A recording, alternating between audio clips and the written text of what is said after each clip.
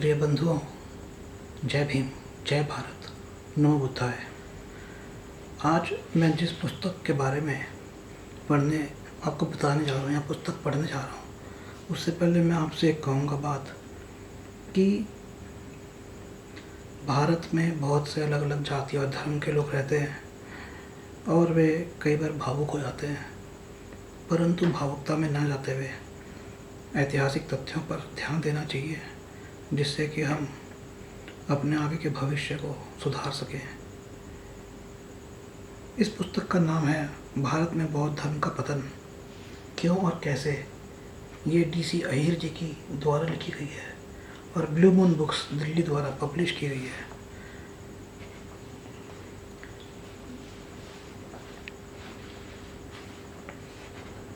इस पुस्तक में इस तरह से विषय हैं: भूमिका, ब्राह्मण, बौद्ध संघर्ष, द्वेष का प्रचार, उत्पीड़न चक्र, बौद्ध धर्म का आत्मसात, आंतरिक कारण, निष्कर्ष, संदर्भ। आप किसी भी धर्म से हो, किसी भी जाति विशेष से हो, कृपया करके इस पुस्तक के विचारों को सहिष्णुता के साथ सुने, क्योंकि मैंने भी ये पुस्तक नहीं पढ़ी है, थोड़ी बहुत नज़र दौड़ाई, पर इस पुस्तक का वीडियो बनाने का मैंने निर्णय छोड़ दिया था। परंतु एक पुस्तक मैंने और पढ़ी, चार्ल्स एलन ऑथर हैं, उनकी लिखी हुई अशोक, और साथ में एक और पुस्तक है fall and decline of Buddhism by doctor के जन्नादास। इन दो पुस्तकों के अंदर काफ़ी सारी बातें हैं जो कि मुझे एक लगी, तो मुझे लगा कि मुझे इस पुस्तक का एक वीडियो आपको बना के बताना चाहिए, क्योंकि बहुत से भारतीय शायद ये जानना चाहते हो कि भारत में बौद्ध धर्म का पतन क्यों हुआ है। जहाँ तक मेरी अब तक की पढ़ाई का एक्सपीरियंस जो है उसका ये है कि बौद्ध धर्म का पतन हम दो तरह से देखते हैं, एक तो ब्राह्मणों के द्वारा और एक इस्लाम के द्वारा। मैं इन दोनों विषयों को ही कवर करने की कोशिश करूँगा। पहले इस किताब से आज जानते हैं इस वीडियो में कि हमें क्या पता लगता है। मैं थोड़ा जल्दी पढ़ूंगा, आप कृपया ध्यान से सुनिएगा। भूमिका। प्राचीन भारत एक ऐसा देश था जैसा कि महापंडित राहुल सांकृत्यायन ने कहा है, जहाँ कई शताब्दियों तक राजा से रंक, अनपढ़ गंवार से दार्शनिक और सामान्य जन से लेकर उच्च स्तर के बुद्धिजीवियों में बौद्ध धर्म के प्रति प्रेम की होड़ लगी रही, जहाँ जंगल और पहाड़ों से लेकर प्रत्येक शहर और कस्बे, यहाँ तक कि गांवों में भी शांत सन्यासी मठ व बौद्ध भिक्षुओं के विश्वविद्यालय फैले हुए थे, जहाँ सहस्त्रों वर्षों तक विश्व के विभिन्न देशों के विद्यार्थी बुद्ध के प्रेम और भ्रातृत्व की अद्भुत शिक्षा लाभ के लिए आते रहे। वह देश जहाँ महान चिंतकों, बौद्ध धर्म के असाधारण विद्वानों व सर्वोत्तम ज्ञान से समृद्ध भिक्षुओं ने जनगण के चिंतन पर व्यापक प्रभाव छोड़ा था, जहाँ बौद्ध मूर्तिकारों और शिल्पियों ने जीवांत पाषाणों में बड़े बड़े गुफा मंदिर और स्तूप निर्माण किए थे, जैसे अजंता, एलोरा और अन्य, जो आज भी मानव की महान उपलब्धियों में गण्य हैं। ऐसी गगनस्पर्शी जनप्रियता और उपलब्धियों के बावजूद बौद्ध धर्म ने भारत में अपना धरातल खो दिया और परवर्ती काल में बौद्ध धर्म को धूल और मलबे के इतना नीचे दबा दिया गया कि भारतीय लोग बुद्ध का नाम ही भूल गए। उस भारत से बौद्ध धर्म की विलुप्ति, जहाँ इसका जन्म और विकास हुआ एवं वहाँ इसने उच्चतम उपलब्धियाँ अर्जित की, अत्यंत विस्मयकर और व्यथाकारी घटना है। बौद्ध धर्म क्यों और कैसे अपने उच्च स्थल से निर्मूल हो गया, यह एक ऐसी संदिग्ध व विभ्रांतिकर घटना है जिस पर विद्वान एकमत नहीं है। बौद्ध भिक्षुओं और भिक्षुणियों के तथाकथित नैतिक व आध्यात्मिक जीवन में गिरावट ही हिंदू विद्वानों द्वारा बहुप्रचलित कारण है, किंतु ऐतिहासिक साक्ष्यों की रोशनी में संघ में तथाकथित नैतिक जीवन में पतन का आरोप संगत कारण के बिना मात्र मनगढ़ंत प्रतीत होता है। यह भी सत्य नहीं है, जैसा कि स्वामी विवेकानंद ने कहा है, बौद्ध धर्म को अपनी स्वाभाविक मृत्यु वर्ण करनी पड़ी थी, क्योंकि बुद्ध के अनुसरणकारी स्वयं को ईश्वर से विमुख कर लिए थे। यदि ऐसा था, तब जैन धर्म का अस्तित्व भारत में कैसे कायम रहा, जबकि परमेश्वर की अवधारणा को महावीर ने भी अस्वीकार किया था। बौद्धों की भांति जैनी भी वेद की अभ्रांतता, अपौरुषेयता अस्वीकार करते हैं। अतएव इस आधार पर भी बौद्ध धर्म के पतन का कोई कारण नहीं था। मेरे विचार से बौद्ध धर्म को अस्वाभाविक मृत्यु वर्ण करनी पड़ी, और इसके उच्च स्थल से विलुप्ति में जो कारण क्रियाशील रहे वे अंततः नहीं भ्रम कारण रहे। अंतः नहीं, जो क्रियाशील रहे वह अंतः नहीं भ्रम बाहरी कारण रहे। इतना ही नहीं, बौद्ध धर्म को उसके जन्मस्थल भारत से उच्छेद करने के लिए एक सुपरिकल्पित पद्धति का अवलंबन किया गया। बुद्ध ने वर्ण व्यवस्था की भर्त्सना और मानव समता पर जोर दिया। ब्राह्मण पूरी शक्ति से अपने शास्त्रीय विशेषाधिकारों को यथावत करने के उद्देश्य से वर्ण व्यवस्था की रक्षा के लिए कूद पड़े, जबकि जैनियों की तरह बौद्धों ने इस मुद्दे पर समझौता करने से इनकार कर दिया। यही संघर्ष का कारण था। ब्राह्मणों ने एक तरफ बौद्धों के विरुद्ध घृणा का अभियान चलाया, वह उन्हें आक्रांत कर दिया, तो दूसरी तरफ जनसाधारण को पुनः अपनी ओर आकृष्ट करने के लिए बौद्ध धर्म की अच्छाइयों को आत्मसात करने लगे। बौद्ध धर्म में भी कुछ आंतरिक दुर्गुण आ गए थे, जिससे भारत में इसका पतन तीव्रतर हो गया था। देखिए, बात यह है कि बौद्ध धर्म का पतन हमें भारत में नज़र आता है। जहाँ जहाँ बौद्ध धर्म गया वहाँ पर उसका पतन हमें उतना नज़र नहीं आता। तो आंतरिक कारण कहना गलत होगा, क्योंकि अगर आंतरिक कारण होता तो हर जगह होता। भारत में हमें आंतरिक कारण क्यों नज़र आता है। अध्याय 1, ब्राह्मण बौद्ध संघर्ष। प्राचीन भारत में एक विराट संघर्ष बौद्ध धर्म, जो क्रांति का मार्गदर्शक था, और ब्राह्मण धर्म, जिसने प्रतिक्रांति का आरंभ किया था, के मध्य होता रहा था। संघर्ष का मुद्दा एक था, और वह था सत्य क्या है। बुद्ध ने कहा, सत्य वह है जिसे दशों इंद्रियां अनुभव कर सके। ब्राह्मणों ने कहा कि यह वह चीज़ है जिसकी घोषणा वेद करता है। Doctor B.R. अम्बेडकर जी का कथन है यह। बौद्ध धर्म के प्रवर्तन के पूर्व भारत समता और विश्व भ्रातृत्व की भावना से अनभिज्ञ था।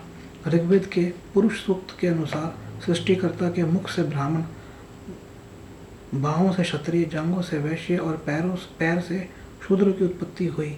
पौराणिक सृष्टि पर आधारित चतुर्वर्ण के नाम से जाना जाने वाला यह समाज वर्गीकृत असमानता के सिद्धांत पर परिचालित होता था, जिसमें शीर्ष पर ब्राह्मण के बाद क्षत्रिय, वैश्य और शूद्रों का क्रमिक अवस्थान था। सामाजिक अधिकारों और सुविधाओं का वितरण वर्गीकृत असमानता के नियमानुसार ही हुआ था। यहाँ तक कि दंड का निर्धारण भी असमानता के सिद्धांत पर आधारित था, जिसमें ब्राह्मण को हमेशा न्यूनतम और उसी अपराध के लिए शूद्र को अधिकतम दंड का प्रावधान था।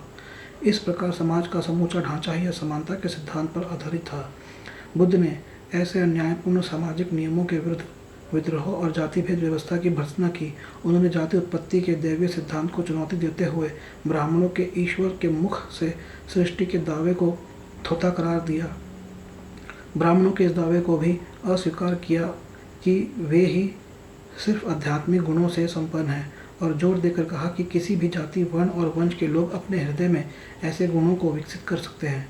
उन्होंने आगे कहा, कोई भी पुरुष या स्त्री, उसकी सामाजिक आर्थिक पृष्ठभूमि जो भी हो, सर्वोच्च पूर्णता प्राप्त में बाधित नहीं होना चाहिए, जो सबका स्वाभाविक अधिकार है और जो बिना दैवीय सहायता के कोई भी अपने अनंत उद्यम के बल से प्राप्त कर सकता है।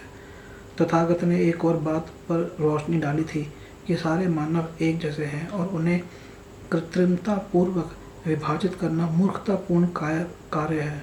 वह सेठ सुत्त में उन्होंने कहा है कि चारित्रिक विशेषताओं के आधार पर पशुओं में भिन्नता है। ऐसा ही पेड़ पौधों के संदर्भ में है, किंतु ऐसी विभिन्नता का अस्तित्व मनुष्यों में नहीं है। मानव अपनी आवश्यक विशेषताओं में एक है। अतएव बुद्ध ने अत्यंत जोर देकर कहा कि मनुष्य के गुणों के मूल्यांकन का आधार जन्म सूत्र नहीं है, उसका कर्म होना चाहिए। उन्होंने जाति प्रथा के दोषों के उन्मूलन के लिए ठोस कदम उठाए। ये कदम थे जन्म सूत्र से ब्राह्मण के श्रेष्ठत्व की अवधारणा को तोड़ना, दलितों के घर घर पर उनके साथ भोजन कर उन्हें उत्साहित करना और दबे कुचले नीति जाति वालों के संघ में समान सदस्य के रूप में मान्यता देना।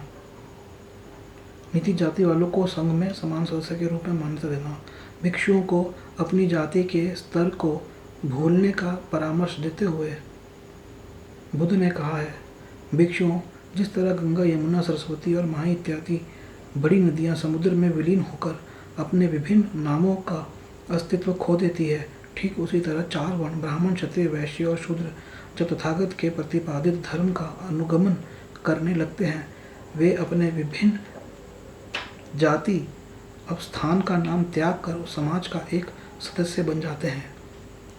ईसा पूर्व 6वीं शताब्दी में ब्राह्मणों ने मोक्ष और मुक्ति के लिए बलि का आश्रय लिया और जैनियों तथा आजीविकों ने बलि के विकल्प के रूप में आत्म संयम का।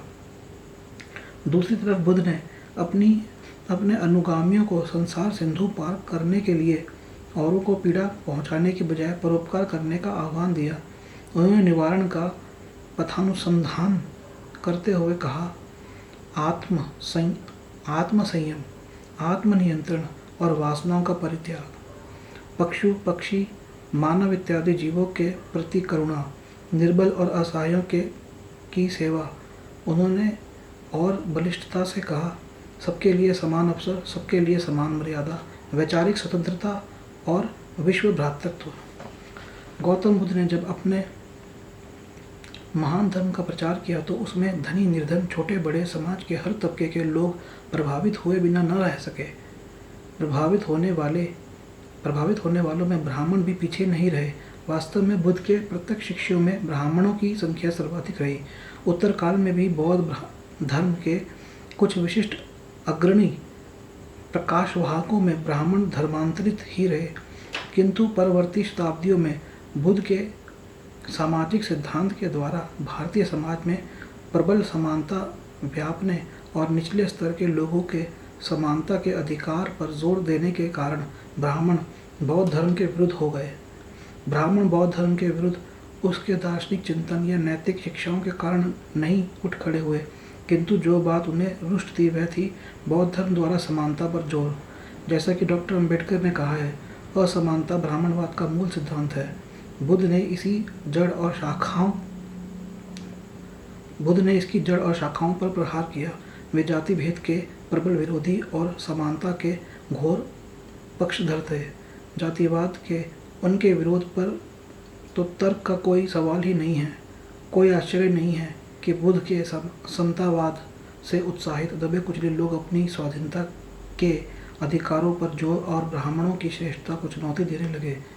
इससे जाति व्यवस्था की बुनियाद कमजोर पड़ने लगी और ब्राह्मण पीछे धकेल दिए गए। बौद्ध धर्म के प्रादुर्भाव ने जाति भेद में जकड़े समाज को तगड़ा झटका दिया था। यह हिंदू शास्त्रों से भी स्पष्ट है। सनक कथा में जो ब्रह्मा द्वारा शुक्र को बताई गई, ईश्वर कहते हैं, जब कालिक युग आया, मैंने धर्मपरायण शुद्धोदन के पुत्र बुद्ध को सृष्टि में अच्छाई के प्रसार के लिए भेजा। तब लाल वस्त्रधारी महाम्यूरा भिक्षु, जिनकी उत्पत्ति उससे होगी, प्रत्येक चीज में परिवर्तन ला देंगे और ब्राह्मणों का महत्व इतना कम हो जाएगा कि शूद्र और चंडाल उनके साथ चढ़ावे के हिस्सेदार बन जाएंगे। बौद्ध धर्म के कुछ दुर्बल होते ही ब्राह्मणों ने अपनी हृत शक्ति और सम्मान के पुनरुद्धार के लिए हर संभव उपायों का अवलंबन शुरू कर दिया। उपाय के तौर पर उन्होंने जाति व्यवस्था को और दृढ़तर ही नहीं किया, बल्कि बुद्ध की शिक्षाओं को भारत से पूर्णतया नष्ट करने का उपक्रम भी किया। इस प्रसंग में हरदयाल का मंतव्य ध्यान देने योग्य है। पुरोहितों ने भारतवर्ष में पाली का पूर्णतः विनाश कर दिया। ऐसा उन्होंने बौद्ध धर्म के दार्शनिक सिद्धांतों या नीति उपदेशों के कारण नहीं किया। उन्होंने भी बुद्ध को महान गुरु मानकर पूजा की है, किंतु उनकी मंशा यह थी कि बुद्ध के आश्चर्यजनक रूप से प्रभावोत्पादक शब्द भारत भूमि पर और न गूंजे, क्योंकि इससे जाति व्यवस्था के परखच्चे उड़ने का खतरा था। उन्होंने उद्घोष किया, ध्वंस हो पाली, ध्वंस हो भारतवर्ष, किंतु कायम रहे जाति व्यवस्था। बौद्ध धर्म से प्रतिस्पर्धा करने के लिए ब्राह्मणों ने अपने धर्म में बहुत से परिवर्तनों के लिए बाध्य होना पड़ा।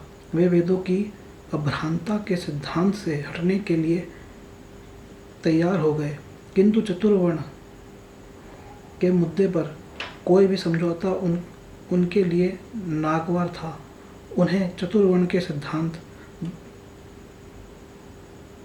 चतुर्वर्ण के विरुद्ध बुद्ध की युक्तियों की बलिष्ठता को मान्यता देनी पड़ी।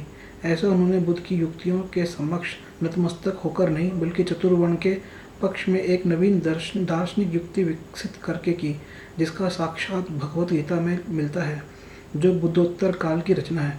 जैसा कि P.L. नरसू ने द एसेंस ऑफ बुद्धिज्म नामक ग्रंथ में कहा है, गीता का मुख्य उद्देश्य अप्रत्यक्ष रूप से ब्राह्मणों के प्रभुत्व और मर्यादा का समर्थन करना है, जबकि प्रत्यक्ष में ब्राह्मणों के अभाव की अव्यवस्था दिखाई गई है। जैसा बौद्ध धर्म को काम्य रहा है, गीता में उच्च और आदर्श वही है जो ब्राह्मणवाद ने अपने प्रतिपक्ष पक्ष से अपने हित में उधार लिया है। विशेषकर शूद्रों को अपने पुरातन विश्वास से दूर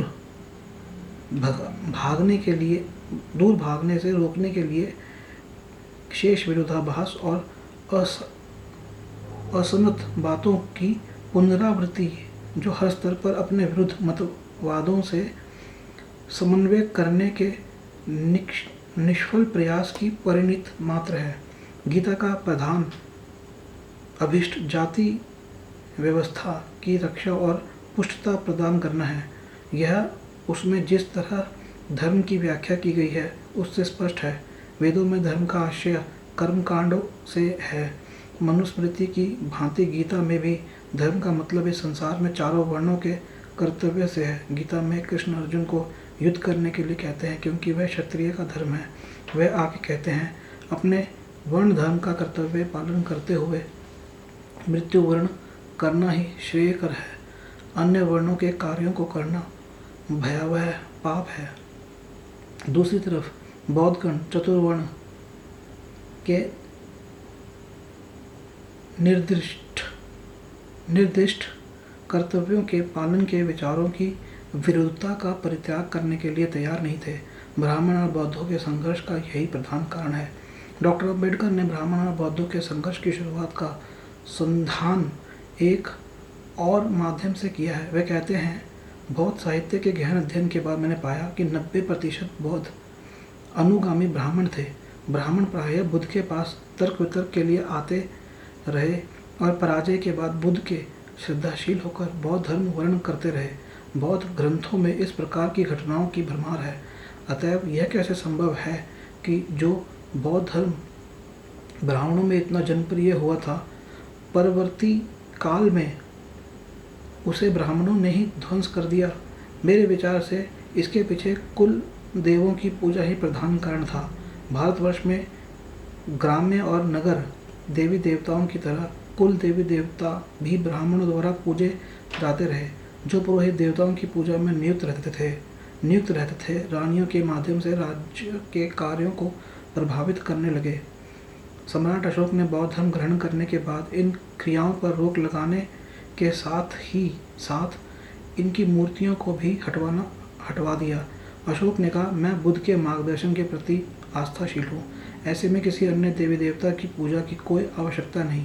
अशोक के इस निर्णय ने ब्राह्मणों का व्याकुल कर दिया, क्योंकि इससे उनके जीविकोपार्जन और शोषण का अनुचित व सुगम मार्ग अवरुद्ध हो गया। अपनी इस क्षति का प्रतिशोध लेने के लिए वे कटिबद्ध हो गए। ब्राह्मणों की धारणा थी कि अपनी भूल और त्रुटियों के लिए नृत्यों को नरक गमन करना पड़ता है। ऐसे में शासक बनने के बजाय राजाओं के मुख्य उद्देश्य उपदेष्टा बनना श्रेयस्कर समझा। कुल देवों की पूजा पर रोक लगने से हुई क्षति का प्रतिशोध लेने के अभिष्ट से ब्राह्मणों ने मुख्य उपदेष्टा का आसन त्याग दिया, क्षमता हस्तगत करने का फैसला किया। अपने हितैषी क्षत्रियों के सहयोग से उन्होंने बौद्ध धर्म के विरुद्ध ब्राह्मण क्षत्रियों का संयुक्त मोर्चा तैयार किया। भारतवर्ष में ब्राह्मणवाद का पुनः उत्थान बौद्ध धर्म के पतन का अन्यतम कारण रहा। ब्राह्मणों की अवमानना के अतिरिक्त बौद्ध धर्म के प्रादुर्भाव ने क्षत्रिय राजाओं के देवी अधिकार को भी वज्राघात किया था। कोई आश्चर्य नहीं, ऐसे में जो भी क्षत्रिय बुद्ध के धर्म के प्रारंभ में समर्थक बन गए थे, वे ही प्रवृत्ति काल में उसके विरोधी बन गए। जैसा कि एक लेख ने मंतव्य किया है, क्षत्रिय बौद्ध धर्म से दूर हो गए थे क्योंकि इसके सामाजिक समता के प्रचार से उद्बुद्ध प्रतिपादित लोगों का उत्थान इनके अस्तित्व के लिए खतरा पैदा कर रहा था। ऐसे में अपने हितों की रक्षा के लिए उच्चकांक्षी क्षत्रिय बौद्ध धर्म के विरुद्ध ब्राह्मणों के षड्यंत्र में शामिल हो गए और वर्ण व्यवस्था को दृढ़ता प्रदान करने में सक्रिय हुए। पारस्परिक समझौते के तहत क्षत्रिय स्वयं राजा और ब्राह्मणों को अपना मुख्यमंत्री बनाने के लिए राजी हो गए।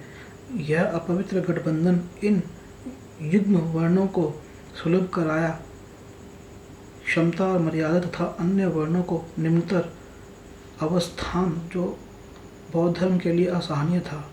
अपने हाथों में राजनीतिक क्षमता कायम रखने के लिए इन्होंने बौद्ध धर्म के विरुद्ध संयुक्त मोर्चा गठित किया और इसका विकास अवरुद्ध कर दिया। दूसरा भाग 2, द्वेष का प्रचार। बौद्ध धर्म प्रतिक्रियावादी ब्राह्मणों की आंख की किरकिरी बन गया था, क्योंकि इसने पुरोहित वर्ग को उस उच्चासन से नीचे गिरा दिया था जो उन्हें सदियों से हर प्रकार से विशेषाधिकार और भौतिक सुख सुलभ कराता रहा। जब बौद्ध धर्म की पकड़ कुछ ढीली हो गई, इन्होंने प्रतिहिंसा के वशीभूत होकर प्रतिकार के लिए बौद्ध धर्म पर तरह तरह के आक्रमण शुरू कर दिए। उन्होंने जनसाधारण की दृष्टि में बौद्ध धर्म को गिराने के लिए निकृष्टतम भाषा और तुच्छतम उपायों को अपनाया। उन्होंने कुछ शब्दों और कहावतों को इस तरह तोड़ मरोड़ कर प्रचारित किया जिनका बौद्ध धर्म में विशेष महत्व था। इस अंश के आलोचनात्मक विश्लेषण का अभिष्ट पाठक को अपनी युक्ति संगतता से अवगत कराना है। 1. महान बौद्ध सम्राट अशोक ने शिलालेखों में स्वयं को देवनाम प्रिय, देवताओं के प्रिय संबोधित किया है, किंतु ब्राह्मण विद्वानों ने इसका अनुवाद मूर्खों के प्रिय के रूप में किया है।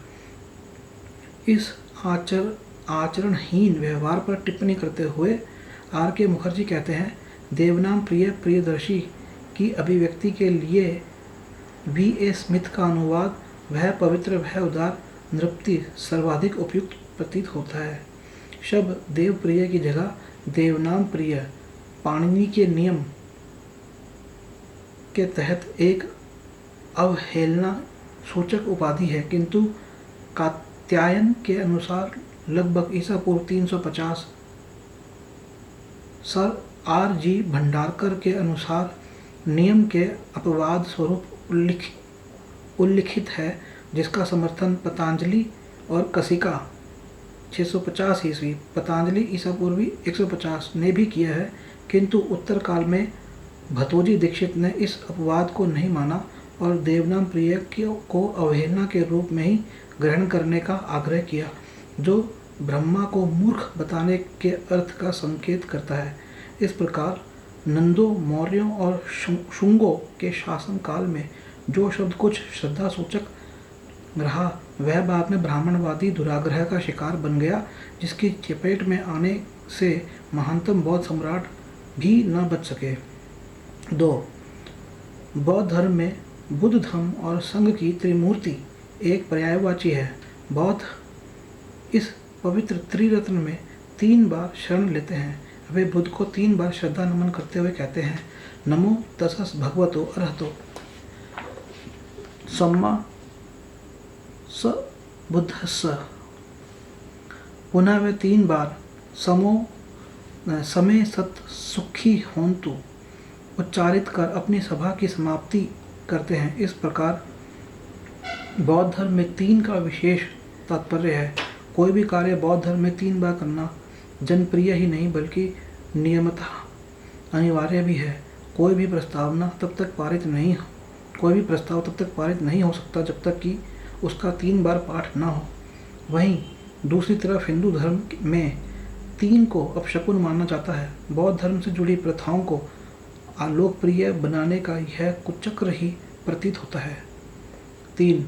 गौतम बुद्ध ने उत्तर प्रदेश के गोरखपुर जिलांतर्गत वर्तमान में कुशीनारा में निर्वाण प्राप्त किया था। कुशीनगर गोरखपुर से 32 मील पूर्व और देवरिया से 21 मील दूर है। यह हिरण्यावती नदी के पश्चिम किनारे पर बसा है, जिसका दृश्यावलोकन रामाभार झील के पश्चिमी किनारे पर अवस्थित विस्तृत रामाभार के टीले से भी किया जा सकता है। कुशीनगर के पार्श्ववर्ती क्षेत्र हरंभा के नाम से जाने जाते हैं। स्वभावतया हिरण्यावती और रामाभार के युग्म मिलन से ही इस क्षेत्र का नाम हरंभा पड़ा है। बुद्ध महापरिनिर्वाण स्थल होने के कारण उस काल में कुशीनगर बौद्धों का अत्यंत महत्वपूर्ण तीर्थ स्थल बन गया। स्वाभाविक कारण से विश्व के विभिन्न कोने से झुंड के झुंड बौद्ध धर्म के अनुसरणकारी अपनी श्रद्धा अर्पित करने के लिए आने लगे। प्रतीत होता है कुशीनगर की इस जनप्रियता ने ब्राह्मणों को विचलित कर दिया था। कुशीनगर आने वाले बुद्ध प्रेमियों के समागम को रोकने के उद्देश्य से कुशीनगर की मर्यादा को म्लान करने का कुचक्र रचा गया। लोगों ने इस स्थान के प्रति धार्मिक दुराग्रह फैलाने के अभिष्ट से उन्होंने अपने धूर्ततापूर्ण हरकतों एवं अप्रचार का जाल फैलाया, जो कि कुशीनारा के पार्श्ववर्ती हरंभा में मरता है वह नरकगामी होता है एवं गधे के रूप में पुनः जन्म ग्रहण करता है, और जो व्यक्ति काशी में मरता है वह सीधे स्वर्ग गमन करता है। बुद्ध की बदनामी और जनसाधारण को मूर्ख बनाने की यह कितनी धूर्ततापूर्ण चाल थी। हमारे मंतव्य की पुष्टि 15 शताब्दी में महानतम सामाजिक और धार्मिक क्रांतिकारी कबीर के जीवन के विश्वस्त ऐतिहासिक साक्ष्यों से होती है। उनके जीवन काल में भी उपयुक्त धूर्ततापूर्ण अपप्रचार जारी था। कबीर ने इस मूर्खतापूर्ण अवधारणा का तीव्र प्रतिवाद किया।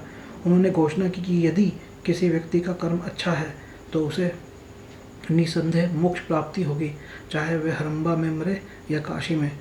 और हरंभा के विषय में इस धारणा को पूर्णतया असत्य और मनगढ़ंत प्रमाणित करने के लिए अपने जीवन के अंतिम दिनों में कबीर इच्छाकृत रूप से उस वर्जित क्षेत्र में गए और 1518 ईस्वी में गोरखपुर के पार्श्ववर्ती जिला अंतर्गत मगहर में अपनी जीवन लीला समाप्त की, जो कुशीनगर से बहुत दूर नहीं है। अपने बंधु और अनुगामियों के बार बार मना करने के उपरांत भी कबीर ने मगहर की यात्रा की। मगहर घटना के प्रसंग में कबीर पर अपनी प्रामाणिक पुस्तक कबीर में वेस्टाक लिखते हैं, कबीर के अनुगामियों की हार्दिक इच्छा थी कि वे अपने जीवन के अंत में काशी में ही रहें, जहाँ कई धार्मिक कार्य पूरे हुए हैं। उनका मानना था कि जो काशी में मरते हैं उन्हें राम सीधे स्वर्ग भेज देते हैं।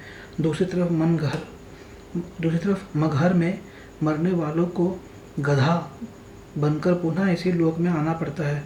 इस विश्वास को कबीर ने नकार दिया। क्या राम की शक्ति इतनी ही सीमित है कि वे अपने भक्तों की रक्षा इसलिए नहीं कर सकते कि वह काशी से, जो शिव की नगरी है, अन्यत्र मरना चाहता है? हिंदू में यह डर इस कदर समाया था कि मगहर में कबीर द्वारा मृत्यु वर्ण करने के बावजूद वे इस झूठे विश्वास से मुक्ति न पा सके। इसलिए उन्होंने कबीर के प्रति श्रद्धा ज्ञापन के लिए उस स्थान पर समाधि निर्माण करने से इनकार कर दिया और उसके बदले काशी में उनके स्मारक बनाए। मुसलमानों ने कबीर की अंतिम विश्राम स्थली मगहर में उनका स्मारक बनाया। इस प्रकार उनकी प्रधान समाधि मुसलमानों के अधीनस्थ रही, जो आज तक है। यद्यपि हिंदुओं ने भी लंबे अंतराल के बाद अब वहाँ एक समाधि अलग से बना ली है। 4. ब्राह्मणों का तांडव यहीं तक सीमित नहीं रहा। शताब्दी दर शताब्दी बौद्ध धर्म और बौद्धों के विरुद्ध उनके द्वेष और घृणा का प्रचाराभियान जारी रहा और उनकी यह भावना साहित्य में भी प्रतिबिंबित होती रही। निम्नलिखित कुछ एक उदाहरण उनके साहित्य से ही उद्धृत है। क. नीलकांत अपने प्रायश्चित मयूख में मनु की भाषा में कहते हैं, यदि कोई व्यक्ति किसी बौद्ध या पशुपत लोकायतक नास्तिक या महापाली को छू ले तो उसे स्वयं को शुद्ध करने के लिए स्नान करना चाहिए। उपयुक्त सिद्धांत का प्रचार अपारक ने अपनी स्मृति में किया है। वृद्धम हरित ने आगे बढ़कर बौद्ध मंदिरों में प्रवेश को पाप घोषित करते हुए अपवित्रता निवारण करने के लिए स्नान का सुझाव दिया। बौद्धों के प्रति हिंदुओं के इस दृष्टिकोण का अत्यंत प्रभावशाली निदर्शन मृच्छकटिका नाटक में दृष्टिगोचर होता है। नाटक के 7वें अध्याय में उज्जैन नगर के बाहर एक उद्यान में नायक चारुदत्त और उनके मित्र मैत्रेय को नायिका वसंत सेना की प्रतीक्षा करते हुए दिखाया गया है। वह नहीं आती और चारुदत्त उद्यान से चलने का निर्णय लेता है। जो ही वे चलना चाहते हैं, उन्हें संबकह नामक एक बौद्ध भिक्षु आते दिखाई पड़ता है। उसे देखकर चारुदत्त कहता है, बंधु मैत्रेय, मैं वसंत सेना से मिलने के लिए व्याकुल हूँ। आओ चलें थोड़ा चलकर। ओह, एक अशुभ दृश्य सामने आ गया। एक भिक्षु हमारी तरफ आ रहा है। क्षणिक प्रतिक्रिया के बाद, ठीक है, उसे इधर आने दो, हम दूसरे रास्ते से निकल जाते हैं। प्रस्थान। नाटक के 8वें अध्याय में सकर के उद्यान के तालाब में एक भिक्षु कपड़ा धो रहा है। वीटा को साथ लिए सकर मुड़ता है और भिक्षु को मारने की धमकी देता है। उसके मध्य निम्न वार्तालाप होता है। सकर, ठहरो दुष्ट भिक्षु, ओह, यह तो राजा का साला है, जो किसी भिक्षु से रुष्ट होकर जिस किसी भी भिक्षु को पाता है पीटना शुरू कर देता है। सकर, ठहरो, मैं तुम्हारे सिर को एक प्रहार में ही ऐसे तोड़ता हूँ जैसे सराय में मूली तोड़ी जाती है। वीटा, सखा, संसार से विरक्त एक भगवाधारी भिक्षु को मारना उचित नहीं है। भिक्षु, सुखी रहो बंधुओं।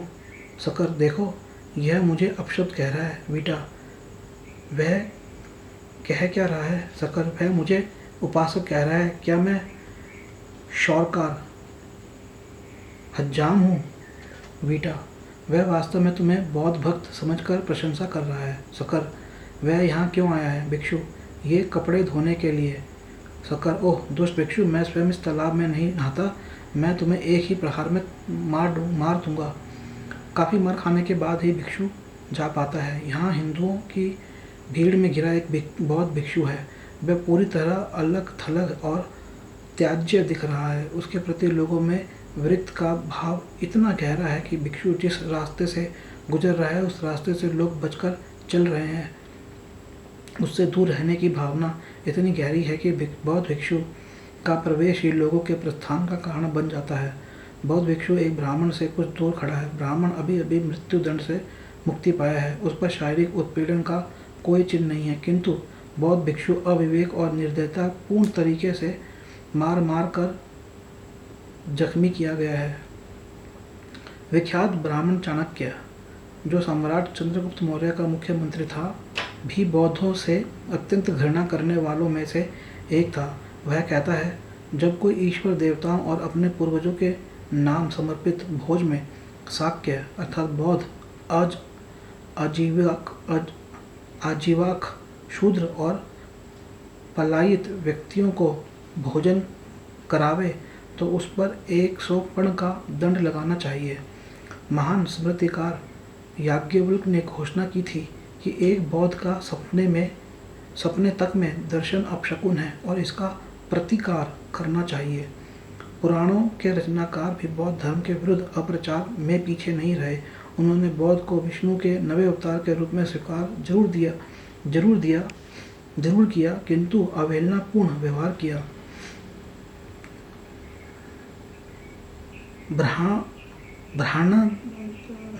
ब्राह्मणधर्य पुराण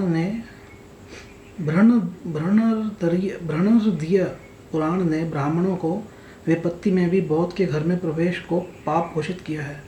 अग्नि पुराण कहता है कि शुद्धोधन के पुत्र अर्थात बुद्ध ने धोखे से दैत्यों को बौद्ध बना लिया। वायु पुराण में बौद्धों के प्रति अवहेलनापूर्ण उक्तियाँ की गई हैं। सफ़ेद दंत, मुंडित मस्तक, लाल परिधान में लिपटे शूद्र धार्मिक कर्मकांड करेंगे। विष्णु पुराण में बुद्ध को महाप्रलोभनकारी बताया गया है। उन्हें महामोह कहा गया है, जो दैत्यों को धोखा देने के लिए संसार में आए थे। इसमें बौद्धों से वार्तालाप तक को पाप बताते हुए आगे कहा गया है कि जो घुटे सिर वाले सन्यासियों से बात करते हैं वे नरकगामी होते हैं। अपनी आक्रामक परिकल्पना के तहत बौद्धों और उनके मंदिरों की मर्यादा हानि के लिए कुछ और असाधु उपायों का अवलंबन हिंदुओं ने किया। उन्होंने बौद्ध मठों और विहारों के भद्दे और अश्लील भरे नामकरण किए। उदाहरण के तौर पर आंध्र प्रदेश में घंटाशिला के विध्वस्त स्तूपों को लंजा डिम्बा अर्थात वैश्याओं का टीला कहा जाता है। प्राचीन बौद्ध स्मारकों के साथ अश्लील नाम युक्त होने के प्रसंग में कुछ अनभिज्ञ विद्वानों का तर्क है कि चूंकि भारत में बौद्ध धर्म का पतन उनके मठों में व्याप्त भ्रष्टाचार और भिक्षुओं के बदनाम जीवन यापन के कारण हो गया, इसलिए उनके साथ ऐसे शब्द युक्त हो गए। उनका तर्क है कि अधिकांश बौद्ध पूजा स्थलों पर नैतिकता निम्नतर स्थिति में पहुंच गई थी, इसलिए जनसाधारण विरक्त होकर मठों से दूर होते चले गए। हम यह मानते हैं कि जब बौद्ध मठों में पर्याप्त आर्थिक संपन्नता आ गई तब बौद्ध भिक्षु आत्मकेंद्रित एवं जनसाधारण के प्रति आध्यात्मिक और सामाजिक दायित्वों से कुछ उदासीन हो गए थे। इस प्रकार वे मठों में आराम तलब जीवन व्यतीत करने लगे और समाज सेवा के आदर्श बने रहने के कारण उनके प्रयास में कमी आ गई। इससे स्वतः ही कुछ सीमा तक धर्म का प्रसार और संरक्षण प्रभावित हुआ, किंतु यह कहना कि संघ के नैतिक जीवन में गिरावट ही बौद्ध धर्म के पतन का कारण रहा प्रमाणिक नहीं है। केवल कुछ एक स्थलों के संदिग्ध नामकरण के सिवाय इस तर्क के समर्थन करने का कोई प्रमाणिक कारण नहीं है। हमारे विचार से निहित स्वार्थी हिंदू अप्रचारकों ने बौद्ध धर्म स्थलियों की मर्यादाहीन से कुटिल इरादों से ऐसे भद्दे नामकरण किए हैं, किंतु पवित्र बौद्ध तीर्थों के नाम पर नापार प्रचार के शिगुफों द्वारा ऐसे अविवेकपूर्ण मुल्लमें लगाने की कोई युक्ति नहीं है। इस प्रसंग में V.R. नरला की टिप्पणी ध्यान देने योग्य है। वास्तव में आश्चर्य और कम खेद की बात नहीं है। यह वास्तव में आश्चर्य और कम खेद की बात नहीं है कि केवल मात्र घंटाशील ही नहीं बल्कि गुड़ीवाड़ा, भट्टी प्रोलू, चिन्ना गंजम, पेड्ड गंजम और अन्य कुछ पवित्र बौद्ध स्थलों के अवशेषों को लंछा डिब्बा और बोजाम दानी डिब्बा जैसे अश्लील नाम दिया गया। जहाँ तक मैं जानता हूँ इसका एकमात्र अपवाद अमरावती में अवस्थित स्तूप है। इसका स्थानीय नाम दीपाल दिन्ने अर्थात बत्तियों का टीला है, किंतु बत्तियों का प्रसंग बहुत प्रशंसा सूचक नहीं हो सकता, क्योंकि व्यवहारिक रूप में जहाँ भी बौद्ध टीले रहे वहाँ स्थानीय रिवाज यह रहा है कि वहाँ जो वैश्याएँ रहती थी वे मशालों का प्रयोग संकेत के लिए करते थे।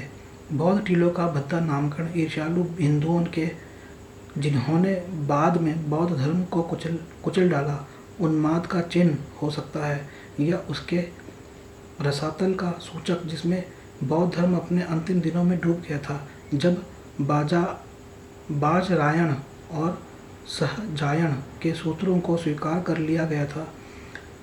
इन दोनों में मैं पहले कारण को ही बड़ा मानता हूँ। दूसरे कारण के थोथेपन को प्रमाणित करने के लिए मैं पाठकों से ये अनुरोध करूँगा कि जरा अपनी स्मृति पर जोर दें और देखें कि प्राचीन हिंदू देवालयों में कितना भ्रष्टाचार व्याप्त था।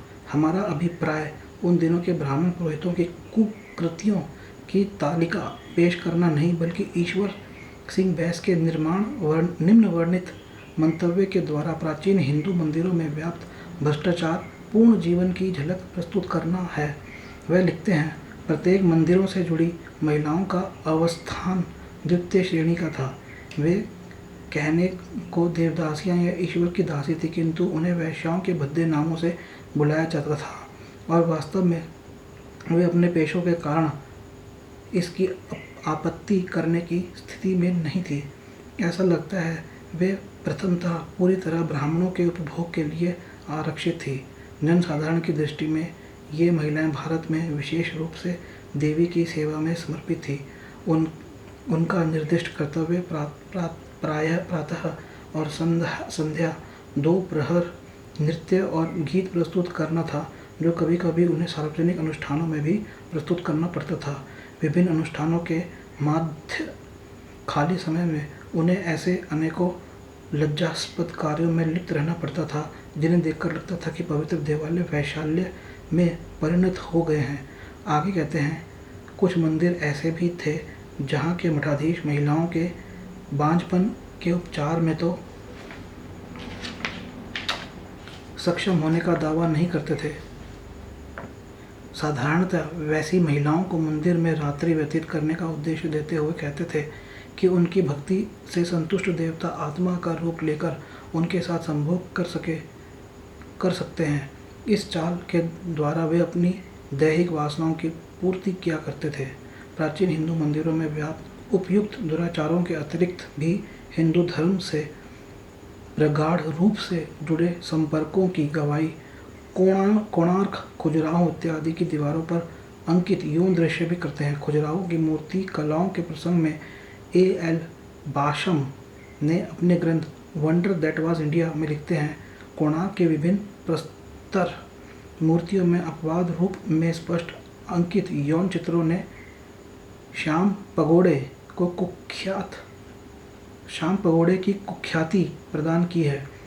मैथुन रथ या अंतर्गत रूप से आलिंगनबद्ध युगलों की आकृतियों का शोभावर्धन के लिए विभिन्न हिंदू मंदिरों में पाया जाना सामान्य बात है, किंतु उनमें कोणार्क के चित्र तो अपवाद रूप से स्पष्ट हैं। खजुराहो की मूर्तियां भी इससे भिन्न नहीं हैं, किंतु बौद्ध मठों में ऐसी अश्लीलता का निदर्शन कहीं नहीं मिलता और बेझिझक यह कहा जा सकता है कि यदि कहीं नैतिकता का स्खलन हुआ था तो वह हिंदू देवी देवताओं के मंदिरों में हुआ था।